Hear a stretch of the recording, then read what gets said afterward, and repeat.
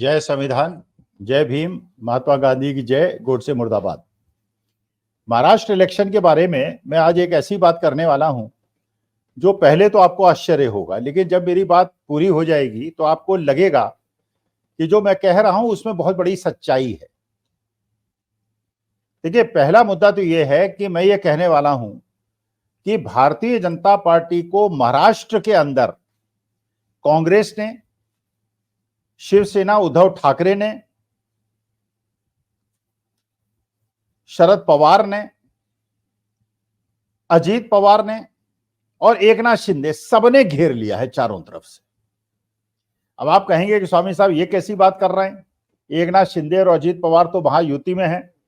तो ये तो बात आप सुन रहे होंगे कि भारतीय जनता पार्टी को महाविकास अघाड़ी ने घेर लिया है, लेकिन मेरे को ऐसा लगता है कि भारतीय जनता पार्टी को महाविकास अघाड़ी ने भी घेर लिया है और महायुति ने भी घेर लिया है।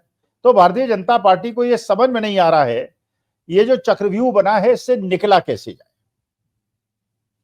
देखिए, सबसे पहले मैं बात करता हूं अजीत पवार की। अजीत पवार ने जो दांव चला है ये सबसे घातक है और भारतीय जनता पार्टी का उससे बहुत बड़ा नुकसान होने वाला है। वो ये कि भारतीय जो एनसीपी थी पहले, उसके नेता जिनके शरद पवार थे और अजीत पवार उनके भतीजे उस पार्टी में थे, जब वो टूटी नहीं थी तो उनके एक बहुत बड़े नेता हुआ करते थे नवाब मलिक। और नवाब मलिक उसी क्षेत्र के हैं जहां के देवेंद्र फडणवीस भारतीय जनता पार्टी के हैं, उनके बीच में राजनीतिक अदावत है। तो नवाब मलिक का राजनीतिक जीवन खत्म करने के लिए भारतीय जनता पार्टी ने और देवेंद्र फडणवीस ने ये बनाई थी रणनीति कि अजीत पवार को अपने साथ ले लो, नवाब मलिक को आतंकवादी घोषित करा दो, दाऊद इब्राहिम के दोस्त घोषित करा दो और नवाब मलिक को इस आरोप के अंदर जेल के अंदर भिजवा दिया गया। अच्छा, नवाब मलिक चले गए। अब ये आशा की जा रही थी कि नवाब मलिक जो है वो शरद पवार के साथ जाएंगे, अजीत पवार के साथ नहीं जाएंगे, क्योंकि जिस प्रकार का वक्तव्य वो दिया करते थे, जिस प्रकार से भारतीय जनता पार्टी को वो लक्ष्य बना के अटैक करते थे, सबकी आशा ये थी कि वो शरद पवार के साथ जाएंगे। लेकिन वो निकलने के बाद वो अजीत पवार के साथ चले गए। इसका माने समझौता ये हुआ था कि हम केस को परस्यू नहीं करेंगे अगर आज अजीत पवार के साथ चले जाए, लेकिन ये शर्त लगाई गई थी कि आप इलेक्शन नहीं लड़ेंगे। अच्छा, अब नवाब मलिक छूट गए, अजीत पवार के यहां चले गए। अब जब अजीत पवार ने सीटों का बंटवारा किया तो जिस सीट से नवाब मलिक जीता करते थे वहां उनका अच्छा खासा प्रभाव है। भारतीय जनता पार्टी को भी खुशी हुई कि उनके दबाव में आकर अजीत पवार ने नवाब मलिक को टिकट नहीं दिया, उनकी बेटी को टिकट दे दिया। अच्छा, इसमें अजीत पवार खेल गए, नवाब मलिक खेल गए। उन्होंने कहा ठीक है, कोई बात नहीं। बगल की सीट से नवाब मलिक ने इंडिपेंडेंट पर्चा भर दिया, इंडिपेंडेंट। अच्छा चलिए, इंडिपेंडेंट भी लड़ते तो कोई बात नहीं थी, क्योंकि भारतीय जनता पार्टी जनता से यह कहती कि भाई बेटी तो आतंकवादी नहीं है, बेटी की तो दाऊद इब्राहिम से संबंध नहीं है, इसलिए उसका हम सपोर्ट कर रहे हैं, लेकिन नवाब मलिक का हम नहीं करेंगे क्योंकि ये तो इंडिपेंडेंट है, वहां तो एकनाथ शिंदे के कैंडिडेट खड़े हुए हैं तो हम तो उनका सपोर्ट करेंगे। अब मुश्किल क्या हुई, अजीत पवार ने चरखा दांव चलते हुए नवाब मलिक को एनसीपी अजीत पवार का टिकट दे दिया और घड़ी चुनाव चिन्ह दे दिया।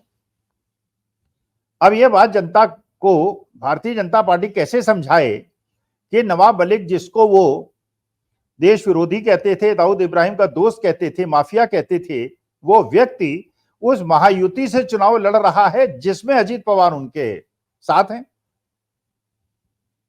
और नवाब मलिक खुलेआम कह रहे हैं कि मैं तो चुनाव लड़ूंगा, मेरी बेटी भी लड़ेगी और अजीत पवार बैलेंसिंग फैक्टर होंगे। इलेक्शन के बाद अजीत पवार के बाद जो भी 10-15 सीटें आएंगी उसके आधार पे ही नई सरकार बनेगी, चाहे इधर की बने चाहे उधर की बने। तो सबसे बड़ा दांव तो अजीत पवार ने चल दिया, जो भारतीय जनता पार्टी को ये समझ में नहीं आ रहा उसे निकले कैसे बाहर। अच्छा, इसी प्रकार से एकनाथ शिंदे ने भी एक दांव चल दिया है। पहले मैं महायुति वालों की बात कर लूं, वो ज्यादा महत्वपूर्ण है, महाविकास अघाड़ी की तो आप सुनते ही रहते हैं। एकनाथ शिंदे ने भाई भारतीय जनता पार्टी ये चाहती थी और उनका राज ठाकरे से एक समझौता हुआ था कि ठाकरे नाम के आप आ जाएंगे तो जो ठाकरे परिवार के समर्थक लोग हैं वो उद्धव ठाकरे को छोड़ के राज ठाकरे के साथ आ जाएंगे और हमारे समर्थन की वजह से ठाकरे वोट्स का बंटवारा हो जाएगा, उनके समर्थकों के वोट का बंटवारा हो जाएगा। राज ठाकरे को उन्होंने माहिम सीट से टिकट दे दिया। अब एकनाथ शिंदे ने वहां दांव मार दिया, उन्होंने कहा नहीं हम तो राज ठाकरे को सपोर्ट नहीं करेंगे, उन्होंने अपना कैंडिडेट खड़ा कर दिया। अच्छा, राज ठाकरे तो महायुति में नहीं है, लेकिन एकनाथ शिंदे की शिवसेना जो है वो महायुति में है। अब भारतीय जनता पार्टी को यह भी जवाब देते नहीं बन रहा है कि उनका कैंडिडेट तो भारतीय जनता पार्टी का बेसिकली कैंडिडेट जो एमएनएस के चुनाव चिन्ह पे चुनाव लड़ रहा है उसे भारतीय जनता पार्टी सपोर्ट कर रही है, लेकिन एकनाथ शिंदे उसके अपोजिट पार्टी को सपोर्ट कर रहे हैं और राज ठाकरे को इलेक्शन हराने में जुड़े हुए। तो राज ठाकरे के साथ भी खेला हो गया और भारतीय जनता पार्टी का भी खेला हो गया। तो अजीत पवार ने खेला कर दिया और इधर एकनाथ शिंदे ने कर दिया। अच्छा, इसके साथ साथ कांग्रेस ने भी दो बड़े खेले कर दिए। इन बार जो शरद पवार ने और नाना पटोले ने और उद्धव ठाकरे ने वह रणनीति बनाई थी हरियाणा से सबक लेते हुए, उन्होंने कहा कि अगर हम यहां बड़े बड़े मुसलमान नेताओं को खड़ा कर देंगे थर्ड फ्रंट के रूप में, तो चाहे वो बहुजन अघाड़ी हो जो प्रकाश अंबेडकर की हो या कोई भी पार्टी हो जो भारतीय जनता या एमएम हो जो भारतीय जनता पार्टी का सपोर्ट करने के लिए मुसलमानों का वोट काटना चाहते हैं, तो दो ऐसे कैंडिडेट कांग्रेस ने क्या किए। एक अनीस अहमद साहब, उनको उन्होंने कहा जो बड़े पुराने 3-4 बार के विधायक हैं और कांग्रेस के बड़े नेता हैं, यूथ कांग्रेस में भी रहे,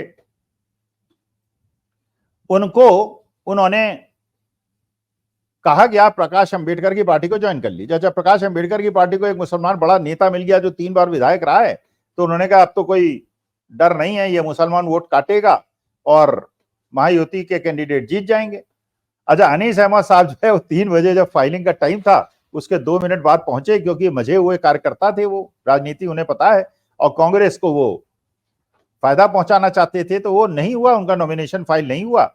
और जो प्रकाश अंबेडकर या एएमएम उनको उनके स्थान पे कोई नया कैंडिडेट भी खड़ा नहीं कर सकते थे, तो वहां पे सीधा सीधा वोटों का बंटवारा जो प्रकाश अंबेडकर और ओवैसी साहब करना चाह रहे थे वो विफल हो गया।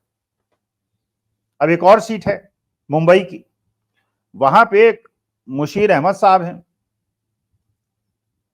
इन्होंने भी अपना कैंडिडेचर फाइल कर दिया था। अच्छा, बड़े नेता हैं, प्रभावशाली नेता हैं, तो ये भी बहुजन अघाड़ी ने और एआईएमएम ने सोचा कि भाई इतना बड़ा मुसलमान नेता खड़ा हुआ तो छोटे मोटे को क्या खड़ा करना, इसी को सपोर्ट करेंगे, वोट कटेंगे और महायुति जीत जाएगी। उन्होंने भी अपना नॉमिनेशन वापस ले लिया। और जैसे संजय राउत कह रहे हैं और महाविकास अघाड़ी के लोग कह रहे हैं कि 4 तारीख तक सब जितने जिन्हें आप समझ रहे हैं डिसगंटल्ड लोग हैं, नाराज लोग हैं, ये वास्तविकता में रणनीति के तहत इनसे चुनाव लड़वाने की प्रक्रिया में शामिल कराया गया था। ये सब नाम वापस ले लेंगे, कहीं कोई फ्रेंडली फाइट नहीं होगी, हर जगह स्ट्रेट फाइट होगी। और वहां महायुति के अंदर एकनाथ शिंदे, अजीत पवार और भारतीय जनता पार्टी से एक दूसरे से गुथे पड़े हैं। अच्छा, ये भी समझौता हो गया था जो पहले समाजवादी पार्टी का लग रहा था बड़ा एग्रेसिव टोन है, फलाना है, ठिकाना है, वो भी महाविकास अघाड़ी के अंदर यह समझौता हुआ कि हम लोग पहले अपने सारे कांग्रेस के, एनसीपी के और शिवसेना उद्धव ठाकरे के लोग कैंडिडेचर फाइल कर देंगे और उसके बाद यह समझौता हुआ कि कांग्रेस समाजवादी पार्टी के जहां प्री डिसाइडेड सीट्स हैं उनमें अपने कैंडिडेचर वापस ले लेगा, जितने भी होंगी 2, 3, 5, 6 जो भी होंगी, सपा लड़ेगा और कांग्रेस का कैंडिडेट अपना नामांकन वापस ले लेगा। इसी प्रकार से शिवसेना जो है वो पीडब्ल्यूपी पार्टी जो है वो अपने क्षेत्र प्रभाव रखती है, पीजेंट्स एंड वर्किंग पार्टी, जिसके हमेशा 2-3 विधायक रहे हैं, उनके लिए सीटें खाली करेगा। तो शिवसेना पहले तो उद्धव ठाकरे ने अपने कैंडिडेट खड़े कर दिए, लेकिन समझौता पहले से है कि पीडब्ल्यूडी वाले लड़ेंगे और ये कैंडिडेचर वापस ले लेंगे। जो एनसीपी ने अपनी जगह नॉमिनेशन फाइल करा दिए हैं, उसमें सीपीआई, सीपीएम और जो वामपंथी पार्टियां हैं उनके लिए सीटें पहले से प्री डिसाइडेड हैं, वहां उनके कैंडिडेट लड़ेंगे, शरद पवार अपने कैंडिडेट चार वापस ले लेंगे। तो जो ये दिखाया उन्होंने, नाटक किया कि हम आपस में लड़ रहे हैं, वो एक प्रकार का चक्रव्यूह था जिसमें भारतीय जनता पार्टी उलझ गई। अच्छा, अब इस महाविकास अघाड़ी के चक्रव्यूह से निकले या अजीत पवार और एकनाथ शिंदे के चक्रव्यूह से निकले, ये भारतीय जनता पार्टी के लिए बहुत बड़ी समस्या पैदा हो गई है। अब तो मेरे ख्याल से ये महायुति को, और महायुति को तो नहीं, भारतीय जनता पार्टी को, क्योंकि भारतीय जनता पार्टी खुद ही 150, 155, 160 सीटों में लड़ रही है। 25-30 कैंडिडेट उन्होंने एनसीपी, अजीत पवार में और एकनाथ शिंदे के यहाँ भेज दिए हैं, उनके सिंपल पे लड़ रहे हैं, लेकिन वो वापस आ जाएंगे।